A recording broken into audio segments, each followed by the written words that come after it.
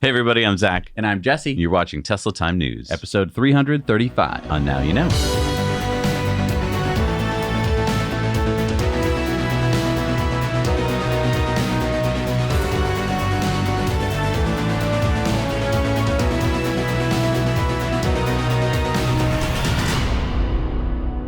And today's episode is sponsored by Climate Exchange. We're going to tell you how you can win the EV of your dreams a little bit later in the show, so stay tuned. So what appears to be a Tesla Highland prototype was spotted last Thursday.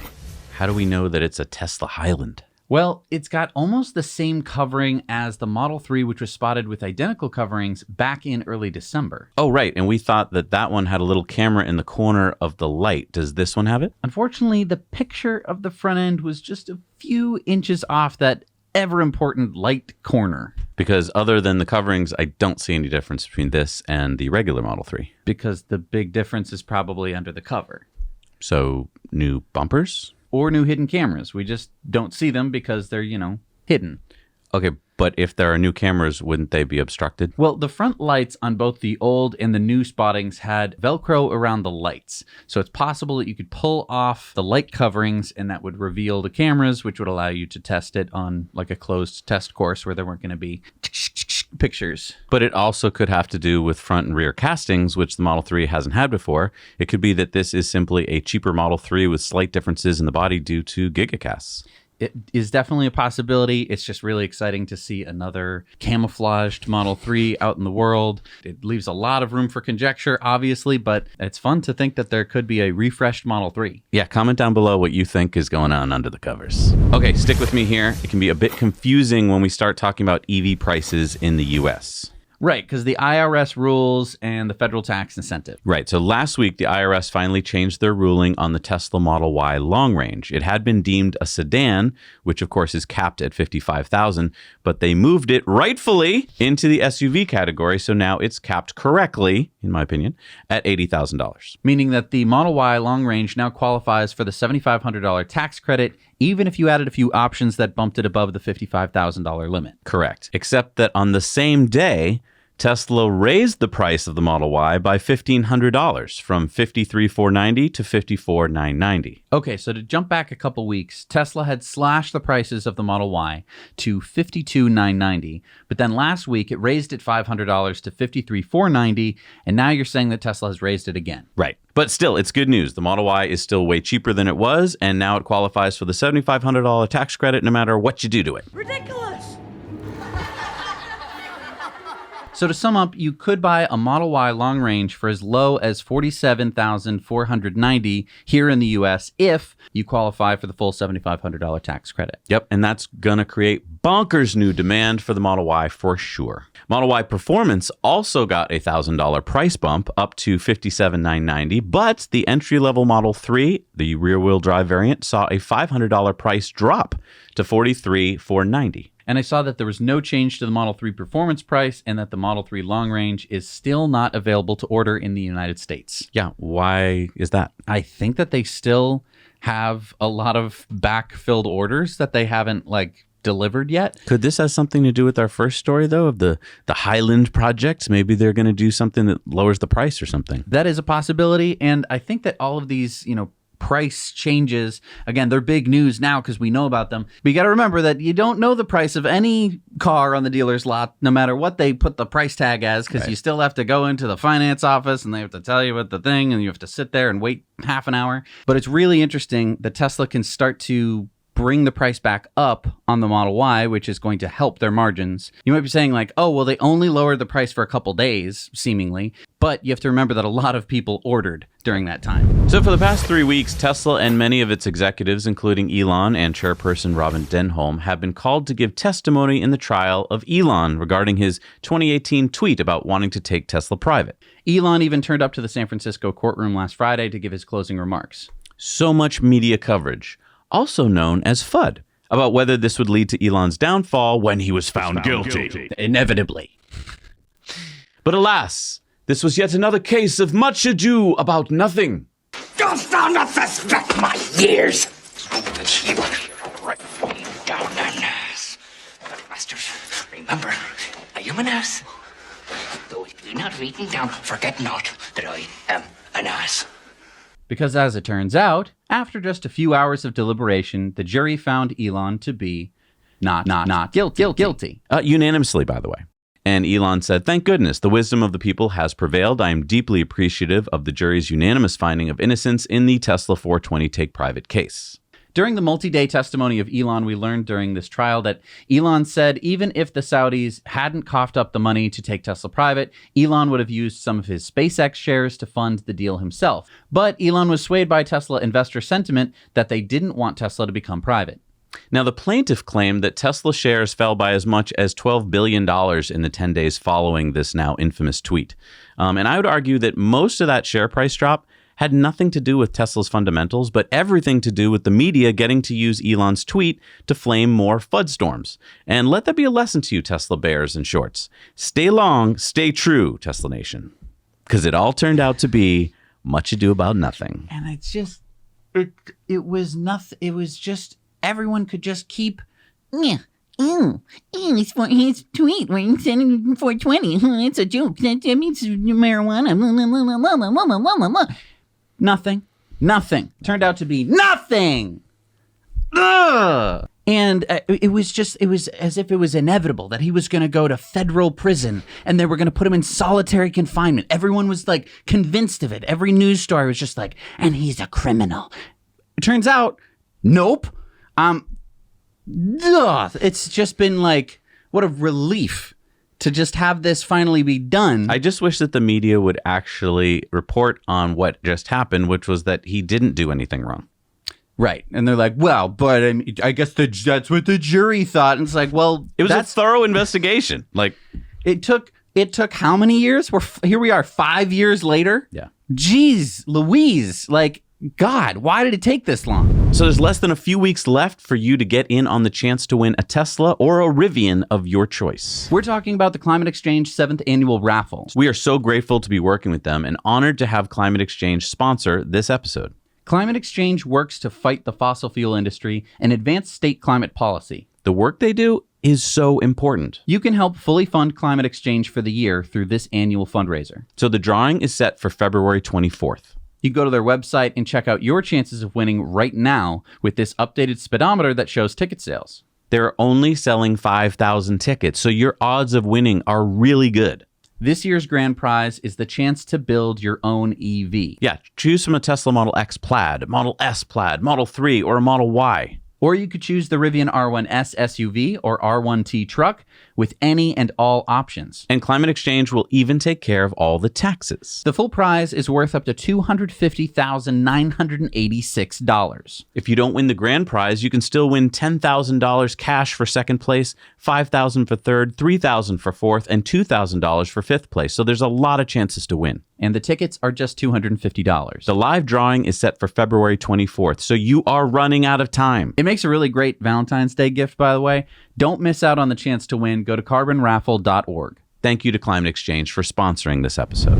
According to data published by the European Automobile Manufacturers Association last week, 12.1% of European Union auto sales in 2022 were battery electric vehicles. And the year before that, it was 9.1% in 2021. So looking at this chart here from Motor One, you can see that over the past 10 years, Europe has seen a big shift away from diesel in blue, and even in the last couple of years, away from gasoline in orange. Now, the gray segments, which is electric, is growing fast. And looking at Germany last month, we see that Tesla sales continue to grow.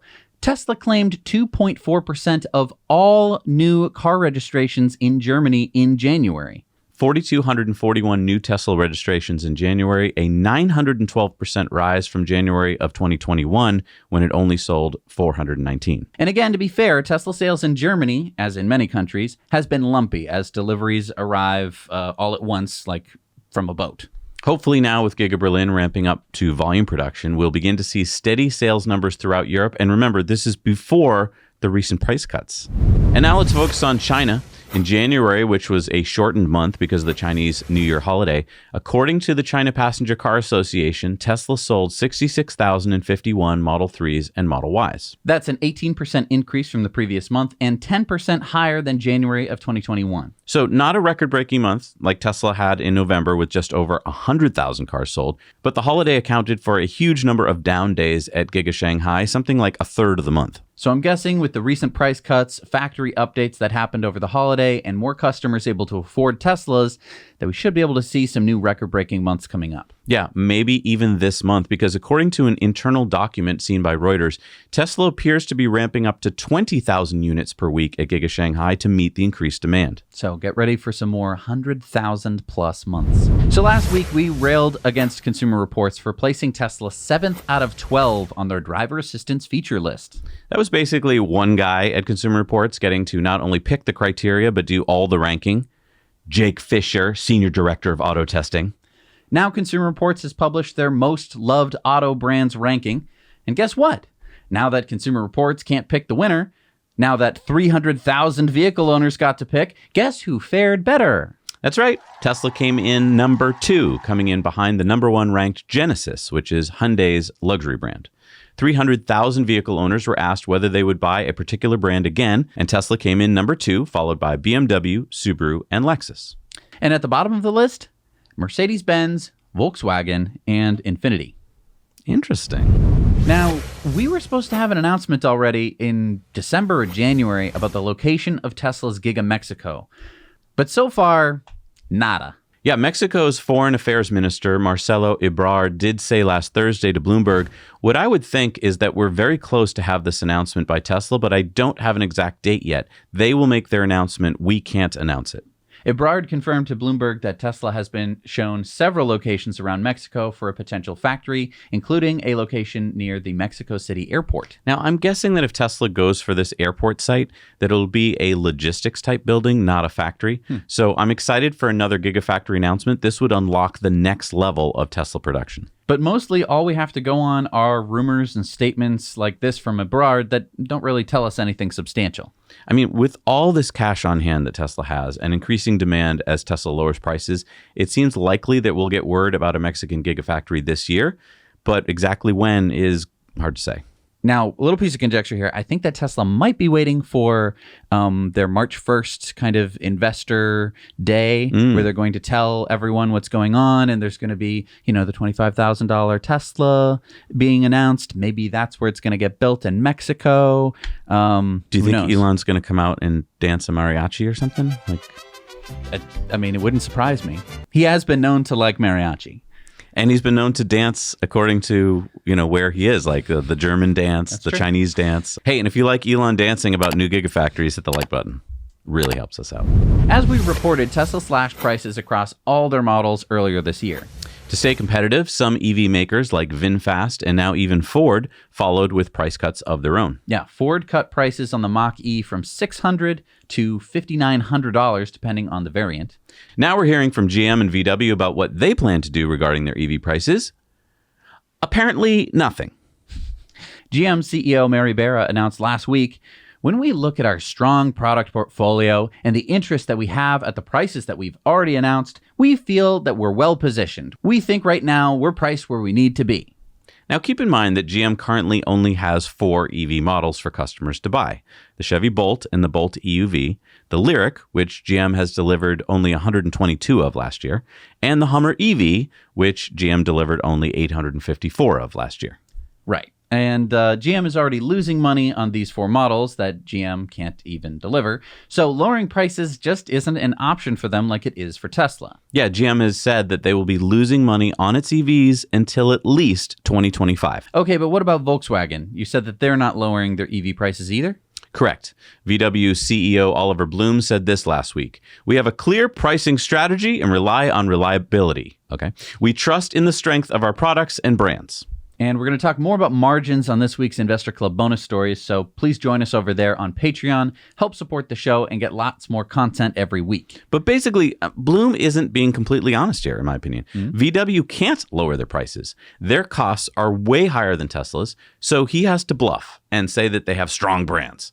VW, GM, Toyota, they're all in a really tough situation where the fastest growing segment of their industry, EVs, is unprofitable for them because they took so long to enter the market. Now Tesla is way out ahead, and they are all playing a game of unprofitable catch-up where every step brings them more losses as Tesla gains momentum. And as I've said many times before, mark my words, many of these big auto companies are going to disappear faster than you think. And I mean, with GM, I get it that they can't really lower the price of the Bolt, right? It's rock bottom prices because it's a secondary EV. It's not necessarily the primary EV that you can drive to, across the country to grandma's house. And it's had so many problems. Its brand is I think that's the main reason. In the proverbial toilet. And I just think that's why they can't raise their prices, because people would just be like, why? Right. It is lower than a Model 3 right now, and that is all it really has That's all going it's got for it. going for it. Exactly. So Elon tweeted out last week, I was just reviewing the production beta Cybertruck. It is incredible. And we got to look at what appears to be a couple new design revisions on the Cybertruck. So what many people think are the beta version of Cybertruck were spotted in Palo Alto, California last week. First, we see a new side view mirror design.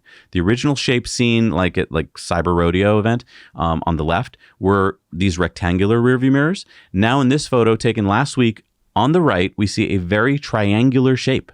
And we're going to talk to our patrons about that one. And some video taken shows what appears to be a different taillight design.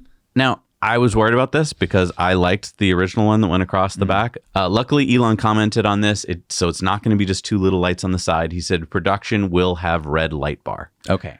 Whew. So this is just a beta. Whew. They must have thrown some just red lights that they had hanging around. But to be honest, I'm a little worried about these triangular shaped side view mirrors. They look too small to see enough. Well, and Elon actually tweeted about this. He said, still many tweaks to make it better, and the side mirrors are removable by owner, but this is very close to production design. So, Wait. If I remove them, how do I see behind me? Guessing cameras and screens. So if I remove those, there's cameras underneath? So yeah, I don't know if the camera view is going to be on the center screen or on side screens or something. I need to know. What are you doing? I'm going over to the Cybertruck Owners Club. There they have all the greatest and latest information about what's going on in Cybertruck. I can talk to everybody about their thoughts. They're going to probably know what's going on, okay? Anyway, they help sponsor the show. Head on over there, especially if you want to find out where you are in line with your Cybertruck, because there is a spreadsheet where you can update and find out what your place is in line. We're like number 20. Really? Yeah. So if you guys have been watching for the past few weeks, we've been reviewing lots of different chargers over on our Now Let's Review channel. And the latest charger we reviewed has some really unique features. Aren't all chargers basically the same? You wire or plug one end of those into the house circuit and you plug the other end into your car. Well, this one uses a key card to start and stop charging. Oh, so that could be a perfect way to keep other people from charging on your plug. Yeah, if you had a small business and you wanted to offer charging to employees only, this would allow you to do that. Or if you install this at your house or apartment, it could prevent people from stealing electricity from you. And the price is really competitive with other wall connectors, even ones without this feature set. And did you mention that we're giving it away to our patrons? Oh, we are giving it away to our patrons. Yeah, go watch that video to find out how. But if you wanted another reason to check out the Now Let's Review channel, you have to go see our review of the Addmotor M340 Trike. Yeah, last year we tried out some e-bikes with some of our family friends who were getting on in age, and balance was a major concern. So we thought out we should try out some stable e-trikes. And well, we didn't really get the results we were hoping for. Yeah, I think you did a really good job of testing it out. I'm excited to test out some more e-trikes this year and see if they perform any better. You can check out these reviews over on our Now Let's Review channel, another channel of ours that you can subscribe to, and it would really help us out if you do. And over on our Disruptive Investing channel this week, we interviewed Daniel Burrell, the CEO of REE. They're a company working on vehicle platforms that allow for a lot of modularity of design. Yeah, the idea is that instead of designing a whole car with the chassis and cab, REE is making what they call corners, a modular wheel and motor system that can be placed in all four corners of the vehicle, allowing you to make your vehicle as big or small as you want. It also gives the vehicle 4 independently powered and steered wheels. And if something breaks, you can swap out the corner in very little time. So it's really good for fleets. Check out that interview over on Disruptive Investing. All right, so according to an internal Rivian email that was obtained by Reuters and confirmed last week by Rivian, Rivian CEO RJ Scaringe plans to lay off another 6% of their workforce. Okay, so how many jobs are we talking about and what jobs? Rivian has about 14,000 employees right now, so this would be about 840 employees, and Rivian says they won't be in any of the vehicle production jobs. Obviously, Rivian is trying to ramp production, so my guess would be like marketing jobs, customer service, and hopefully some middle management jobs. And you said another job cut. I don't remember a previous Rivian layoff. Yeah, last July, Rivian cut 5% of its workforce, about 700 people. So why are they doing this if they're also trying to grow? Don't you need more employees when you're growing, not less? Yes, but Rivian is hemorrhaging money right now. We don't have the Q4 numbers yet. Those will come out at the end of this month. But in Q3 last year, Rivian had a $1.7 billion net loss. Of the quarter? Wow. Just the quarter. But they do have a lot of cash, though, right?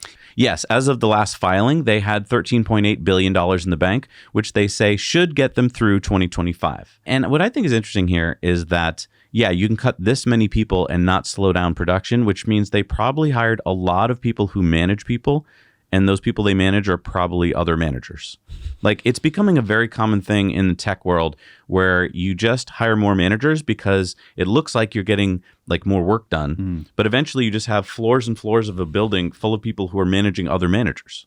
Right. And I mean, Elon's kind of leading the charge on firing lots and lots of people who are managers. Do this. Go on LinkedIn, type in Rivian, and start looking at the jobs. And you will see a list upon list of people who you're like, what is this job? Like, it doesn't sound very important. And I think the problem was Rivian got a lot of money for many years when it was cheap. And when you get lots of money, it's easy to do all sorts of fun things like hire people and set up coffee bars. And then when money gets tight, you have to get rid of all that stuff. And we're going to be talking more about Rivian over on Patreon bonus stories and Investor Club bonus stories this week because there's some other stuff that Rivian's doing. So SpaceX's Starlink has been granted a license from the FCC to test out its latest version of Starlink terminal. This one could be slightly larger than current terminals. And what's interesting is that SpaceX has to list where it will be testing, like with coordinates. And the first spots are, of course, SpaceX headquarters in LA or Cape Canaveral, or even SpaceX's Seattle branch. But then I was reading through, and one of the spots is in Riverton, Wyoming. And I looked up the exact coordinates, and they are for livestock liquor. Well, I mean, maybe it's somewhere else nearby, like across the street at Phil's Dog Shack.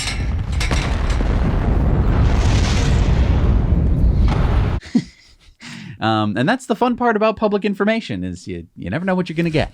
But another great piece of news is that Nigeria is the first country in Africa to receive Starlink service. Nigeria's Minister of Communications and Digital Economy, Issa Pantam, said, based on the national broadband plan, we were to have 90% of broadband coverage by December of 2025. However, we recently gave a license to Starlink to provide services, and this has given us 100% coverage about 3 years ahead of schedule. Now, it'll likely be fairly costly service since setup and a year's worth of service will cost about 500,000 naira or a little over $1,000, which is over the median income according to World Population Review. But we're talking a few hundred megabits per second, which is far more bandwidth than is needed by most households. So it could be an opportunity for small companies to use a single terminal to internetify a bunch of households at once and spread the cost around. Yeah, I mean, that's a really good point. You don't necessarily have to have one terminal per person. You can, I mean, once you've got the Wi-Fi, you can actually sell it. I mean, you can start a business.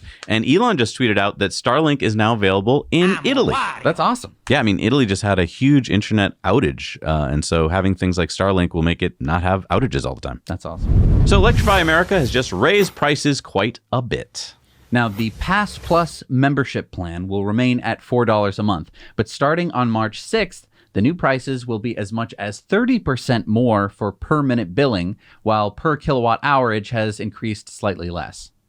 So let's take a look at this. So Pass, which is the lower membership. It's the free membership. Okay, so 43 cents going up to 48 cents a kilowatt hour, 16 cents per minute going up to 19 cents per kilowatt hour. That's if you're only charging up to 90 kilowatts, going from 32 cents to 37 cents up to the 350 kilowatt speed.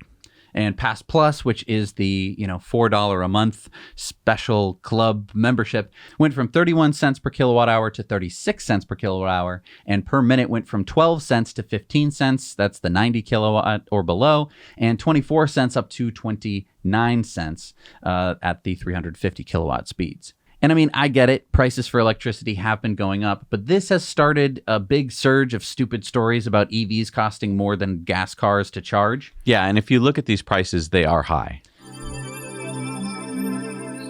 Well, and it's all relative. Tesla charges different rates at different superchargers based on location. So the price at a supercharger in California will cost more than, say, one in Florida. But the price of gas in both of these places also reflects, this to the same extent.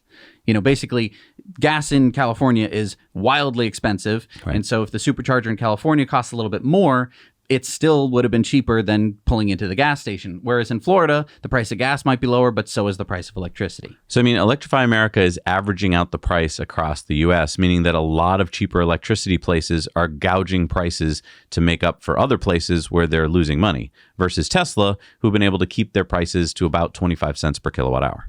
Right. And so, why doesn't Electrify America do that? I don't know. I feel like it's too complicated for them. So they just say, one price. Otherwise, people might get confused. And we have a story this week on Patreon Bonus Stories about something bad that happened at an EA charger. Ooh, yeah. You're not going to want to miss that one. Ace drone pilot Joe Tegmeyer just spotted some big presses weighing 334,000 pounds each. They're being installed at GigaTexas, and you can see them here. Oh, wow. These must be metal stamping machines for Cybertruck. Well, except that they were going into the Cathode building. So maybe not origami folders?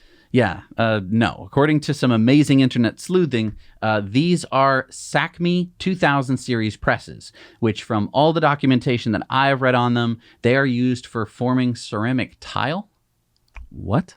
Why would that be going into a battery factory? Well, it could be possible that they're going to be used to make other ceramic parts. Interestingly, though, these pictures here were from a worker who said that the machines are 3 times bigger than what is needed, and that the only reason that Tesla got them is because the smaller ones had a longer lead time. Wow, and they got 2 of them. I wonder what they will be used for. Yeah, I don't think that Tesla is ever going to have like a public course on like how we make our batteries step by step. Battery Day was probably the closest we're going to get, huh? Yeah, but I don't remember any kind of like, and then we take a SACME 2000 series press and we make something out of ceramic, which we're going to use to make batteries. Well, I just love that their engineers are so smart that they can take a machine that is bigger than they need and they can figure out how to make it work because they just need it fast. And they also have the cash where it's like, oh, it's a little bit more CapEx investment, which will probably pay off, further down the line. Yeah, let's do it, because otherwise we'd have to wait 6 months. Right. Hyundai has completed EPA range testing for the upcoming Ioniq 6. Here are the results for the different trims. So you can see it's a very efficient vehicle with a low drag coefficient of 0.22. The Ioniq 6 also finished European WLTP range testing and came up with a range of 614 kilometers, or 382 miles for the rear-wheel drive long range. Of course, WLTP range is on the more unrealistic side of things. Right. Hyundai confirmed that the Ioniq 6 will start deliveries in the U.S. this spring and Europe starting in March, April as well. And I was impressed that the longest range version with EPA testing, which is very realistic, came in at 361 miles or 581 kilometers and had a consumption of 140 miles per gallon equivalent. So again, if you are used to gas numbers, imagine getting into a gas car that had 140 miles per gallon. Like, that's insanely efficient. It is insanely efficient. And, props to Hyundai for coming out with a vehicle this efficient. Again, I think Hyundai has kind of been this under the radar EV brand. I think that if they can kind of sort out charging, if they can either get on Tesla network or if Tesla lets them onto their network, it could be an interesting vehicle to kind of, for someone who wants a really, really long range. Hey, and if you want to share stories like this with your friends, but you don't want to share the entire 1 hour long episode, head on over to our Now You Know Clips channel where we chop these into little bite-sized clips that you can easily share. All right, it's time for Into the Future, sponsored by our friends at Henson Shaving. And, the other day, I had never done this before. I shaved against the grain using my Henson shaver. Is that bad? You don't usually do it because it causes a little bit of skin irritation, but it usually gets a closer shave. And wow, was it a close shave. I was like, oh Oh, that's close. So, I think a lot of people think that you're not going to get as close a shave because it doesn't have multiple blades, which, multiple blades are just yanking hairs out of your face and giving you horrible acne. If you want to get an amazing Henson razor, you can use our code, Now You Know. And if you put the box of 100 blades in your cart and use our code, you'll get them for free. Now, we've reported previously on the Boring Company's proposed tunnel project for Fort Lauderdale, Florida. This project is called the Las Olas Project because it would be 2.5 mile tunnels going east-west under Las Olas Boulevard that would connect downtown and the beach. Currently, this route is being connected using some surface trolleys that don't run all the time, and by all accounts, Las Olas Boulevard gets very congested during peak times with visitors and residents alike.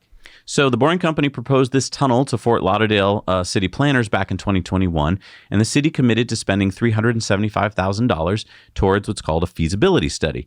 That includes looking at alternative options, a geotechnical report, and the initial design drawings for the tunnels and the stations. After a 45-day period, no other companies submitted bids, so they started the feasibility study. Let's fast forward to now, and Fort Lauderdale has spent $50,000 so far on the study, and now Fort Lauderdale's Vice Commissioner or Mayor, Warren Sturman, says this about the project. Hesitant doesn't even begin to explain how I feel about it. The project, in my opinion, seems to be ridiculous. We call it more like an A-ticket ride from Disney. It's more of an amusement ride than solving a transportation issue. People must park their car downtown, then they get out and wait in line to catch a ride on a boring tunnel car that takes them to the beach. Once they're at the beach, they are dropped off at the same one point and must take a third mode of transportation going north and south to their final destination. I think that it's time to cut our losses and just move on. So, the Boring Company's latest proposal is to have the city pay the remaining balance of the feasibility study, and then the Boring Company will pay for the $100 million tunnel loop. The Boring Company will pay for that. Exactly. Okay, not the city. No. So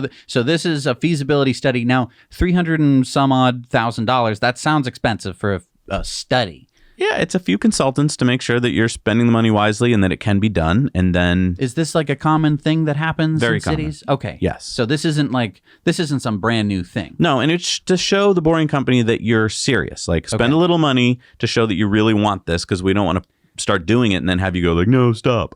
But it sounds like that's exactly what they've done. Exactly. And I think what's going on here is that people started calling up, this mayor and said like, it's not good for me. Like, I'm not going to be able to use it, or it's going to hurt my business.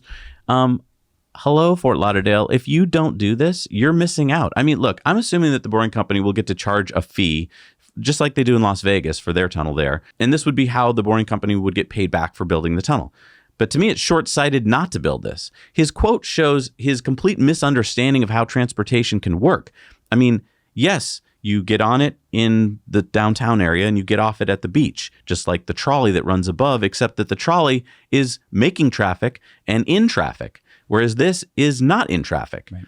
Also, I mean, if you want to attract people to your city, don't you want to have some kind of cool ride? And here's the fun thing, right? There are basically two places that are, I would say, touristy in Fort Lauderdale. There's the beach, obviously, and then there's, the downtown. Right. Having those two places connected where tourists who are going to, show up, want to stay at a hotel either on the beach or in downtown, they're going to want to get between the two places. Do you really want them to be on your roads driving to get to the beach where your residents are trying to do the same thing to get to their houses? And wouldn't it be fun to hop in a Tesla underground and get there in a few wouldn't minutes? You rather go to Fort Lauderdale now and say, oh, they have that cool underground tunnel that we can ride instead of going to, Daytona Beach where there is no tunnel? Right. So, I mean, if you feel like I do and you're a Fort Lauderdale resident, reach out to Vice Mayor Sturman with your thoughts.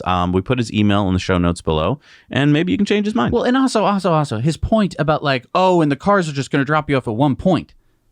They don't necessarily have to. No, I mean, the tunnel could be expanded. Or they could drive out of the tunnel onto the surface roads and drop you off a mile north. But also, I mean, once you're at the beach, you can walk or take a bike. It's a beautiful beach. Exactly. They're short selling themselves. Right. I would love to get off and go for a walk. Wouldn't businesses love this? It brings people between the two big parts of the city. And it's a great spot to just come out and walk because there's lots of restaurants. There's lots of fun things to do. It's completely short-sighted, and they're gonna miss out. They're gonna regret it. All right, it's time for Going Green. So let's go next to Australia, where not only was the Model 3 the third best-selling car in January, but it also appears that Tesla has opened its Supercharger network in Australia to other EVs. Ooh, that's exciting. Now, it's not all the superchargers in Australia. In fact, it's just 5 supercharger locations, according to the tweet. So just 24 stalls, all located in New South Wales. Big surprise. And it may be that they pick these particular superchargers first because they are usually not that crowded. Other EVs will have to pay quite a bit to charge on the supercharger network. So non-Teslas will pay 79 Australian cents per kilowatt hour, or you can pay this monthly subscription fee of $9.99 Australian to lower the price to 66 cents Australian per kilowatt hour. So European superchargers are opening to non-Teslas, now Australia, and we reported on the Magic Dock appearing in the US. So it seems that it's just a matter of time before Tesla opens the supercharger network worldwide. And this gives us a good sense of how they're going to do it. Basically, raise the price of electricity over a Tesla, and then you can charge a monthly subscription fee to use the network. Yeah, it makes it a profit center for Tesla now. Yeah. All right, it's time for Sunspots. So if you've been watching this show, then you already know how cool Tesla's Megapack batteries are. Yeah. 3 megawatt hours of power each. That's enough to power 3,600 homes for an hour. Tesla's energy storage business is growing exponentially. Tesla sold over 6 gigawatt hours of grid storage batteries in 2022, 152% year-over-year growth in Q4. Now let's talk about a real-life case of how Megapack made a difference. Let's go to Humboldt County in Northern California, where on December 20th at 2:30 in the morning, a 6.4 earthquake struck. Thousands of residents were left without power. But the Redwood Coast Airport has its own microgrid that it built last June. It's called the Redwood Coast Airport Microgrid, or RCAM, and it has 3 Tesla Megapack batteries. So instantly, the Megapacks took over when the earthquake hit, and RCAM stayed up and running, which meant that the airport, the Coast Guard Air Base, and nearby residents kept their power for 15 hours until the utility could get the main grid back up and running. RCAM is California's first 100% renewable energy, front-of-the-meter, multi-customer microgrid. What does front of the meter mean? Energy generation and storage systems that feed the grid, as well as the power lines used to transport that energy, are considered to be front of the meter because the energy they provide must pass through a meter before it can be used. So they are positioned in front of the meter. So in this case, RCAM has a 2.2 megawatt solar farm front of the meter, meaning that if they produce power on a sunny day, the power can go through their meter to the main grid and they can get paid for the electricity that they generate. Or if they need to power from the main grid, they pay for it through their meter. Oh, okay. So behind the meter would be electricity generation that the utility makes that I just buy. I get it now. Okay. Oh, and you forgot to mention how RCAM's Megapacks came to the rescue again last month during all that cold snap. Multiple times it powered their grid when the main grid went down. Should I mention how we just got another fat check from our power utility because we let them use our 4 Tesla Powerwalls during super hot summer days this summer? Yeah, pretty nice thing to get in the mail. Oh, thank you for letting us use your Powerwalls. Here's your money. Yeah. I mean, normally you open up the bill and it's like, oh, I got to pay this month. And this time you get a check saying, thanks for letting us use your Powerwalls. And those were 4 Powerwalls, not 3 Megapacks. And I'm kind of embarrassed to say how much they paid me. It was a lot of money and I didn't feel it at all. Like, right. It did not affect me one bit. But this is a really good demonstration of how microgrids can make a really big difference. Because if you can imagine, if you had a bunch of these set up all over the place, Yep. Disaster could strike, and much much of the infrastructure would lose electricity. And I mean, this is important places like airports and Coast Guard bases, and they're all over the place, right? So if each of these has this installed, and they can afford it, right? Because those are big places, but then the residents around those places get the benefit as well. So it's like, it makes the grid super resilient. All these people are saying like, well, we have problems and I don't know how to solve them. This is the solution. Hey, and if you'd like to become your own small energy provider, talk to our friends at Energy Pal. Look, I know you got questions. It's so complicated now. Which battery should I get? Which solar panel should I get? Which inverter should I get?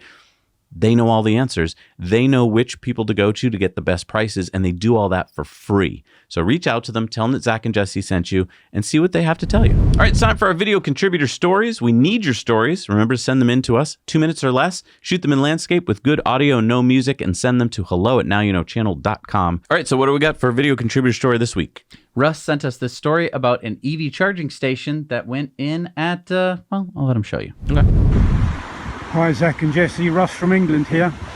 I just wanted to let you know about these 5 EV chargers at Blind Gap, Bexhill-on-Sea in East Sussex. They're only 150 kilowatts, but where are they? They are in an Esso petrol station, so that's good progress. Now you know. Petrol station. I wonder. Change is coming. Yeah, it'd be interesting. Thank you, Russ. It'd be fun to put up signs that show, like, you could save this much money if you charge here.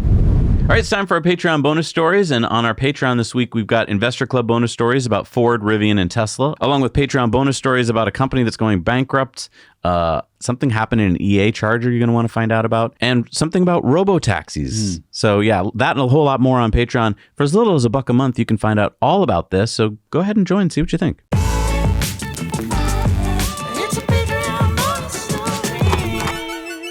All right, we're back from our Patreon bonus stories. It's time for the Patreon shout-outs. These are people who support us for $5 or more a month, and they get their names at the end of the show.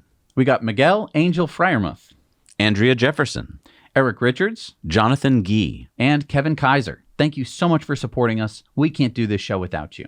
So we ran a Patreon poll. What do we ask our patrons? What do you think of the latest Cybertruck side view mirrors? I mean, I'm a little worried about them, to be honest. I don't know if you're going to see everything. Most people don't care. Oh. Probably because they're removable, and probably because the side view mirrors are something I guess people don't really care about. I can't wait to take them off. That's going to be cool. if it's legal. It doesn't feel right. All right, it's time for Elon's tweets of the week. And Wall Street Silver said most Americans understood this before the creation of the Federal Reserve. There are 2 ways to conquer and enslave a country. One is by the sword. The other is by debt. That is a quote from John Adams. And Elon said, wise words. And wise words because there's a reasonable debt to GDP ratio for a country, company, or individual to have, Jason says. And we are in a dangerous moment as a country right now. This is the most important issue we face. Elon says, absolutely. And take a look at this chart showing, again, the ratio of our debt in the U.S. to GDP. And it is above 100%. That's, I don't think that's good. But you could pay it off in a year. A little over a year. If you didn't spend it on... Don't buy any more food. We're not working on any roads. We're not buying any clothes. Everything that we make in this country, going to debt, we got to pay it off.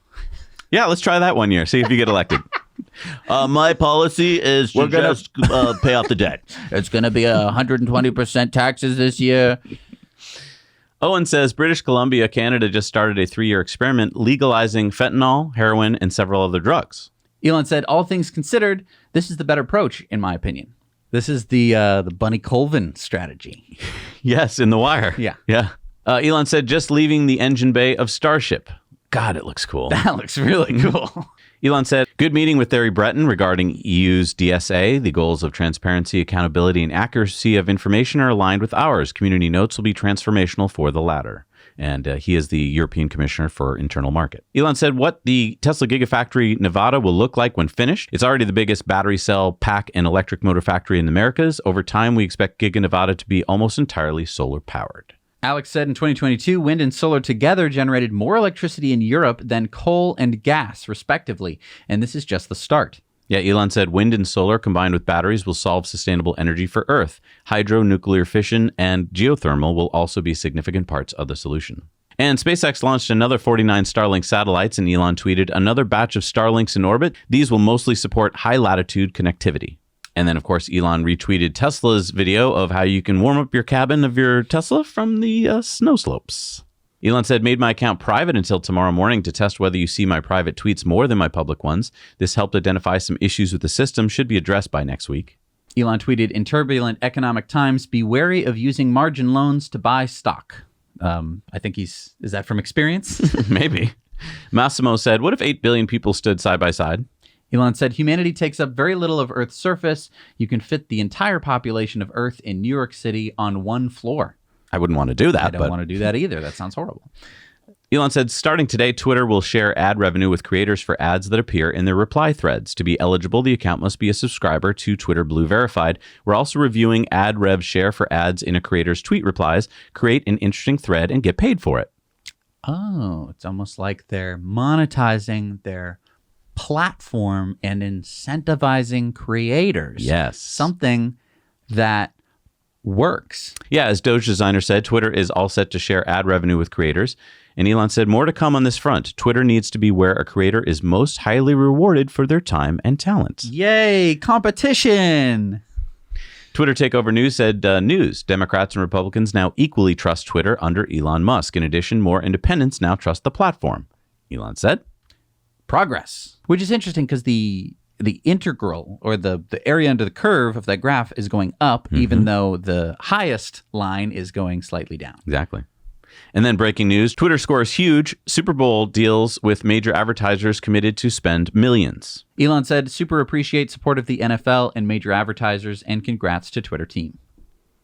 Holmar's catalog said, haha, I still can't believe Elon bought Twitter. Elon says, me neither. Sucks that I had to sell so much Tesla stock to do so. Sigh. And Trung Fan said, time to get to 100 million users. And it shows that it took Twitter just 5 years, although Pirate Bay did it in one day. After Netflix canceled shared passwords. That's funny. Doge Designer said, Elon Musk is just an impulsive kid with a terrible Twitter habit. This was Alex Spiro in the court. And Elon said, it's a fair cop. Elon said, ordered How to Scam book months ago, but still not arrived. Starting to think that it could be, but no, I'm sure it's coming soon. Of course, he tweeted out 420. That's because he won his 420 tweet. Yep. And Elon said, me during my French exam wondering what is the gender of a washing machine actually happened to me. German speakers, soap is feminine. French speakers, no, it's masculine. English speakers, soap is soap. And, I'm thinking of joining Twitter Blue Verified this week. What do you think? Comment below, because, now as a creator, if we can get monetized for doing our work, then there's a reason to be on it.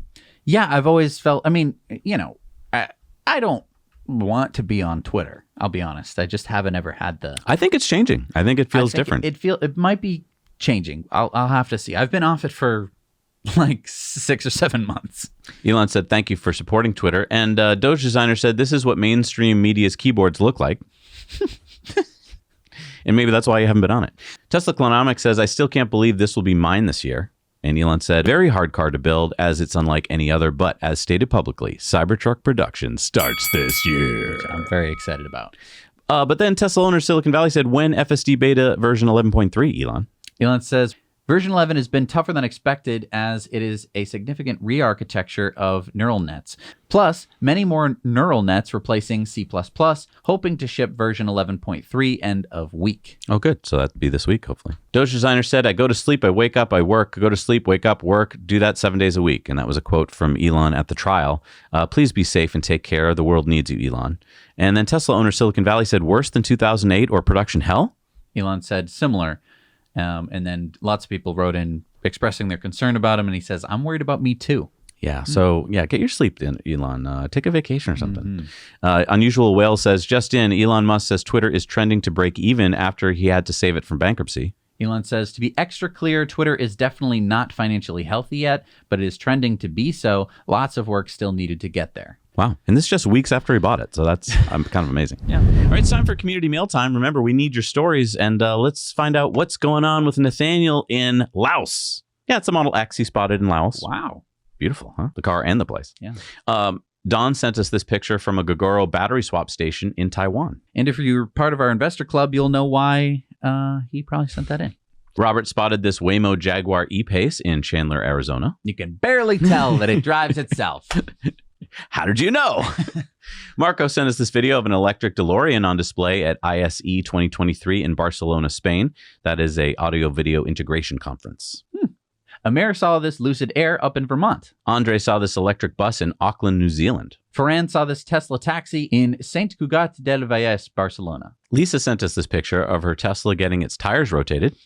Phil in Norway sent us this video of a supercharger in Uppsala, Sweden that had the charging cables cut for all 10 stalls. They're all cut. Yeah, look at this. And it doesn't look like they were cut like close up at the top like you would see if people were just stealing the copper. It looks like they were just cut to be... So there's everywhere. You know, I mean, you expect this kind of in the US, but this was Sweden. And Chris sent us this email about his company's new F-150 Lightnings. My company took delivery of 2 of 10 new Ford Lightnings that they are piloting for various uses. My company has several thousand vehicles, and this pilot, I have no doubt, is going to provide some valuable feedback. Clearly, we know going electric with our fleet would provide significant benefits and savings. Here's hoping our fleet team feels the same after using these for a while, and we go full on with ordering of many more of these. That is exciting. That is exciting. All right, it's time for Supercharger reviews, and let's see what's out there in the world. Good morning from Gallup, New Mexico. At the Supercharger here, it's in the parking lot of a deserted hotel. There's a few cars here, so I'm not quite sure what they're doing. But yeah, that's it. And then Highway 40 is right there. And next door is a deserted gas station. And along this strip there's gas stations and inexpensive hotels for a while. And I'm not quite sure. Further down there's a lot more, but I didn't venture down that far. So the charger's 250 kilowatts. I'm charging very slowly because it's like mid-20s. I know that's nothing to some of you, but I'm not used to it being this cold. I'm coming from Florida, going to Arizona. Been a fun trip. I'd rate it probably a 5. Thanks, bye-bye. G'day Zach and Jesse, it's Michael. I'm at the Warrnambool Supercharger, which is a 3-stall V3 supercharger just on the outskirts of Warrnambool in the southwest of Victoria, Australia. It's just off the A1 and Highway 1, which is the main road. It's actually, interestingly, the longest highway in the world. It circumnavigates Australia. And Warrnambool's a nice place. It's just down the road from Tower Hill, which is an extinct volcano with a crater lake in it. Got a lot of wildlife there. We saw emus, kangaroos, wallabies. And it's just across this supercharger station, just across the road from Gateway Plaza, which has got Coles, a Kmart, an Aldi, and a few choices for food. Not a huge range, but there is a Hungry Jack's just across the road and a pizza place around the corner. So it's a pretty good spot, and I'd give this an 8 out of 10. And now you know. Here at the Victor, New York Tesla Supercharger, 150 kilowatts. It's about 4 minutes off the highway, I-90, and good location. You have the mall and plenty of dining. I would give this a 7 out of 10. Now you know. Hello, Zach and Jesse. Welcome to a brand spanking new set of 12 Tesla Superchargers and some storage for them, of course.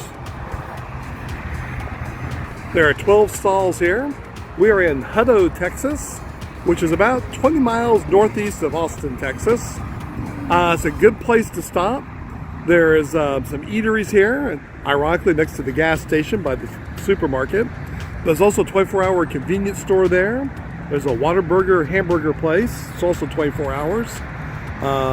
Across the street there, there's you can't see it from here, but there's a McDonald's and a Denny's. And there's several places to eat in the strip center here.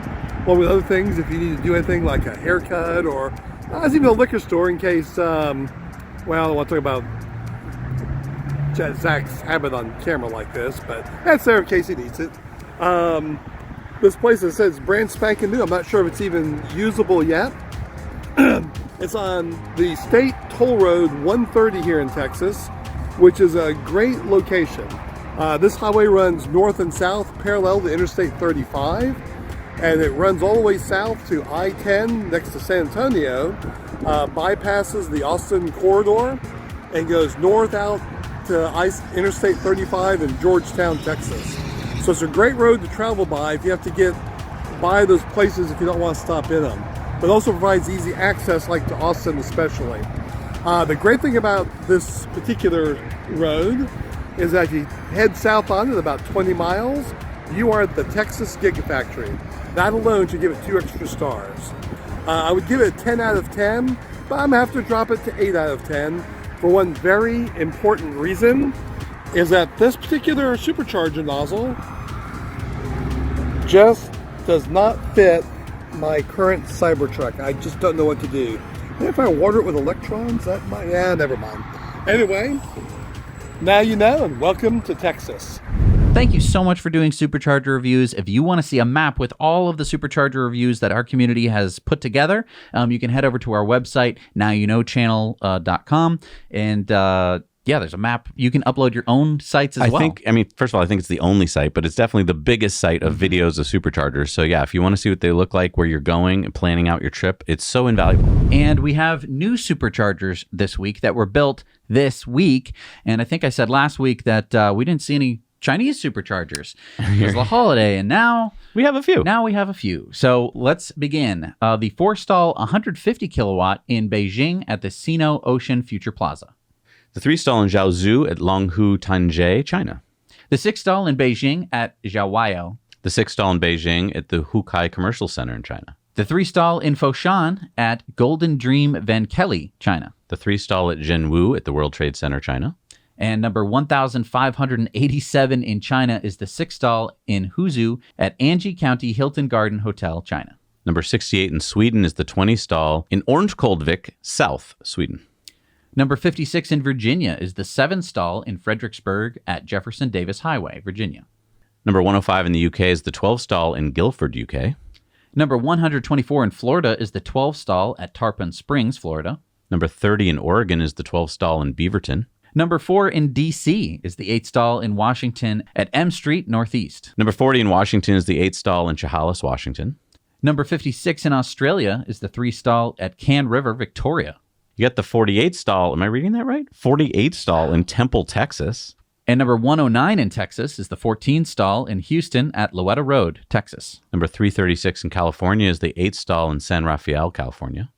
Number 178 in Canada is the 20-stall in Saint Louis de Blandford, Quebec. And number 29 in Nevada, number 1654 in the U.S., number 4740 in the world is the 12-stall in Las Vegas, South Rampart Boulevard, Nevada. Wow. We're getting close to 5,000 superchargers in the world. Yes. That's exciting.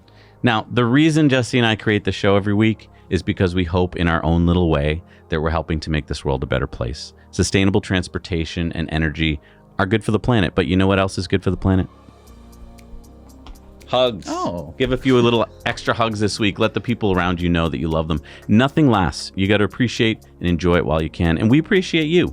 You're watching. You're sending us your community mail times, your video contributor stories. You're joining our Patreon, and you're supporting us so we can bring you independent news every week. Thank you. Thank you to all these amazing patrons whose names you are seeing here. Thank you to our amazing new team of editors around the world who are editing all of our videos right now. Thank you to our amazing producer. And thank you to, and I just want to thank the Academy.